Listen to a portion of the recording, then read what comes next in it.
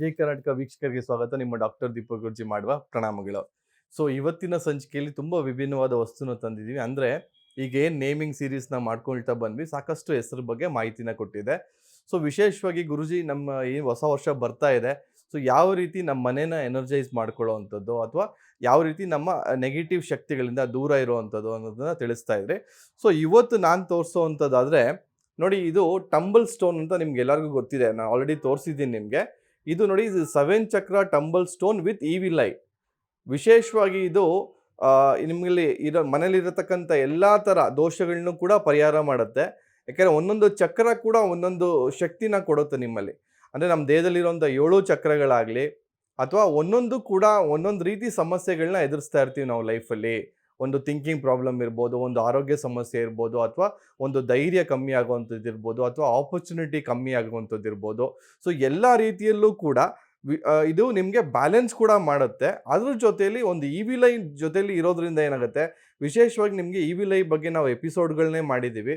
ಯಾವ ರೀತಿ ಮನುಷ್ಯನ ದೃಷ್ಟಿ ಎಷ್ಟು ಕೆಟ್ಟದ್ದು, ಅದು ಯಾವ ರೀತಿ ಇದನ್ನೆಲ್ಲ ಮಾಡಿಕೊಂಡು ಆ ಥರ ಒಂದು ಈವಿಲ್ ಐ ಮನೇಲಿ ತಗಲಾಕೋದ್ರಿಂದ ಎಷ್ಟು ನಮ್ಮ ಮನೆ ಪ್ರೊಟೆಕ್ಟೆಡ್ ಆಗಿರುತ್ತೆ, ಅಥವಾ ಯಾವುದೇ ರೀತಿ ನೆಗೆಟಿವ್ ಶಕ್ತಿಗಳು ಕೂಡ ನಮ್ಮ ಮೇಲೆ ಎಫೆಕ್ಟ್ ಮಾಡಲ್ಲ ಅಂತ ಹೇಳ್ತಾ ಇರ್ತೀವಿ.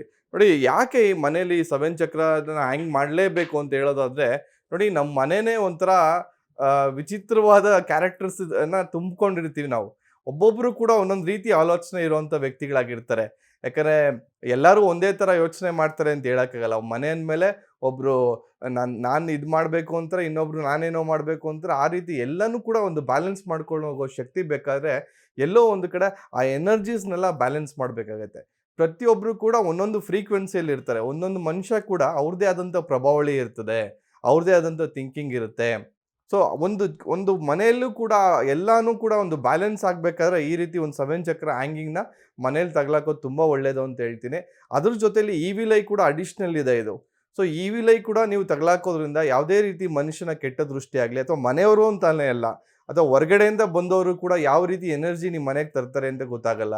ಸೊ ನಿಮ್ಮದೊಂದು ಪ್ರೊಟೆಕ್ಷನ್ ಆಗಲೇಬೇಕು ಅಂತಂದರೆ, ಸೊ ಇದೊಂದು ವಸ್ತುನ ನೀವು ಹಾಕ್ಕೊಳ್ಳೇಬೇಕು ಅಂತ ಹೇಳಕ್ಕೆ ಇಷ್ಟಪಡ್ತೀನಿ. ಇದನ್ನು ಎಲ್ಲಿ ಹಾಕ್ಬೋದು ಅಂತಂದರೆ, ಒಂದು ನೀವು ಮನೆ ಲಿವಿಂಗ್ ಸ್ಪೇಸಲ್ಲಿ ಎಲ್ಲರೂ ಒಂದು ಕಡೆ ಜಾಗ ಮಾಡಿ ತಗಲಾಕೋದು ತುಂಬ ಒಳ್ಳೆಯದು ಅಂತ ಹೇಳ್ತೀನಿ.